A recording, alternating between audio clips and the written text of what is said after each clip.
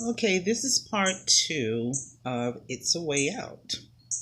So, part one was the beginning story of my life as a child at 9 years old, being sexual abused, and some of the challenges that I had to go through to survive,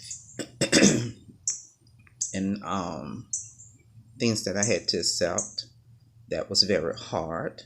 But I'm here to let you all know today that there is a way out. You just have to be willing to do what you have to do to make it happen. Don't settle in your mind. Don't let your mind tell you what you can and cannot do. Let your heart tell you, okay, you're going to be all right. Times are going to be hard, true enough. There are going to be challenges, true enough. There are people going to judge you, true enough. But at the end of the day, who cares?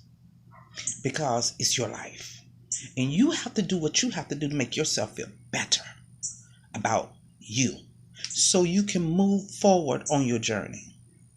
Now, see, my story, part one, was about this little girl, 9 years old, going from the age of 9 to 14, being sexually abused by her stepfather. And when she would reach out and tell people what she was going through, people didn't want to hear that.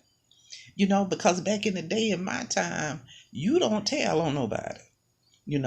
A child should be seen, not heard, that type of stuff. So whatever went on in your household stayed in your household. And I got tired of that because all I could see was how, my mind, my mental state was just bad. It was awful. And what I ended up having to do was run from me. Not just the person that was doing this to me, but run from me as well. And it was so hard. A child at the age of 9 should have a childhood, not running, trying to save her own life, you know. And it takes a toll on you because you see other kids out there enjoying their days and stuff and having fun, and you sitting there trying to figure out, how can I get out? Which way can I go? Who's going to believe in me? Who's going to listen to me? I went through all those thoughts. I went through all those challenges in my head. Remember, 9 years old. So all I can think about is the hardest challenge I had to deal with in that situation was every day going home from school, knowing that that person is going to be there or he's going to be on his way there. And he will wait for me. He would hide around the house. Didn't realize that's what he was doing until I got older and thought back to it. That he was actually waiting on me to come home. And we always had to take naps when we came home from school. That was mandatory. And I would be scared. I would lock the door. He knew how to get in my room door. Didn't understand how he did that. And he would tie me to the bed and he would have perform oral sex on me. 9 years old, 10 years old, 11 years old. And I would tell my mom, and she loved him so that she didn't feel like he was doing these things to me. I would tell my brother.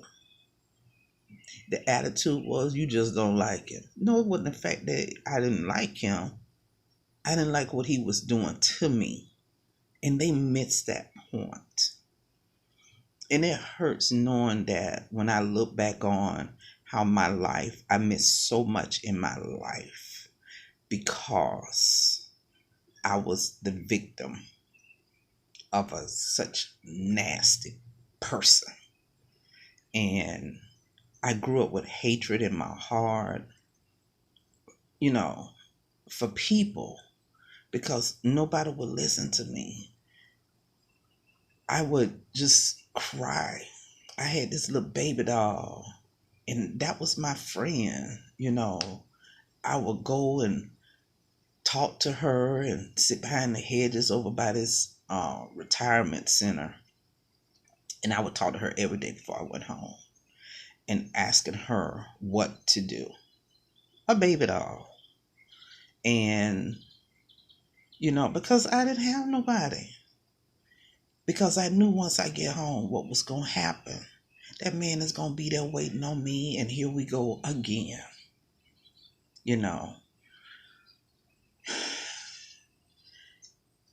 And it was just, wow.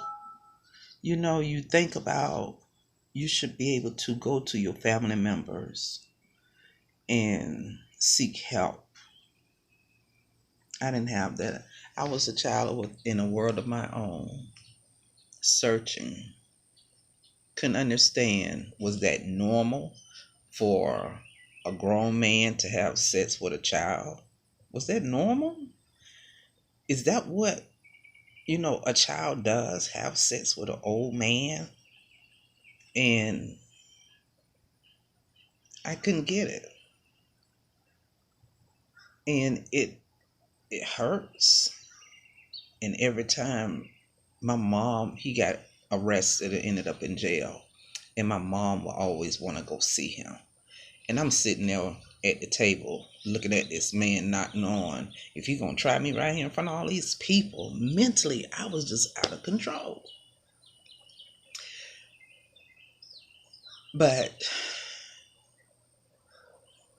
that thing right there is serious. It's serious. There's no ifs and buts about it. That's a permanent scar. You would never get rid of that. It's going to always be there no matter where you go, in the back of your mind, no matter what you do. It's going to be there. But you got to move forward and move through it. And it took me a long time to get to that point and even open up, doing what I'm doing, sitting here on YouTube, telling my story to the world. But it's okay, because I feel good about what I'm doing, because I know somebody somewhere could use the help and know that they're going to be fine.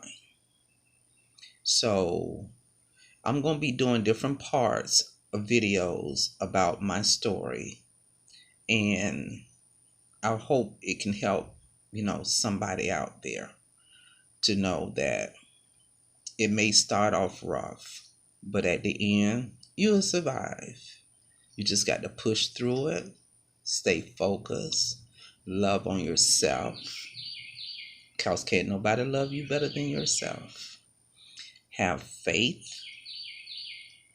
and trust you and God. And only share what you feel is necessary to help yourself. Because self-love is better than anything in the world. When you love on yourself, you helping yourself through all the things that you had to endure in your life. And I'm 54 years old now. And I say, you know what? It would never be a good time. So stop waiting and just do it. And that's what I'm doing. And my stories, it's not just there. I've been, first of all, sexual abuse, bullied, domestic. Beat till I couldn't see, guns put to my head, a single parent trying to raise 2 children, take care of mother and a brother, which I'm still taking care of my mother right now. I lost my brother, but I'm taking care of my mom right now. She's in the house. I'm sitting out here on my patio telling my stories. So, I got that attitude. There's a will, there's a way. And this is my way. Sitting back here on my porch, telling my story while mom in the house sleep. So this is called stepping out on faith and taking a risk. And seeing what I can do to help others, because it's a big need. And people, the thing about me is I don't listen to people that never been through nothing I've gone through, because they don't understand. People can read books and say, oh, this person, stated in her book that this is what she went through. But my thing is, the best story to listen to is a person that survived that challenge. And that's what I feel. That's where I felt I needed to step out and say, you know what? No more sitting on this story. No more. You know. And I'm not giving full details. I'm just doing bits and pieces of my life. And I have a website that you can go on and ask me questions of how I made it, and I will respond to you. And it's at Rose at dreambigwin123.com. And you can ask me a question and I will respond to you, because I'm opening up the line of communication and I want to help as many as I can.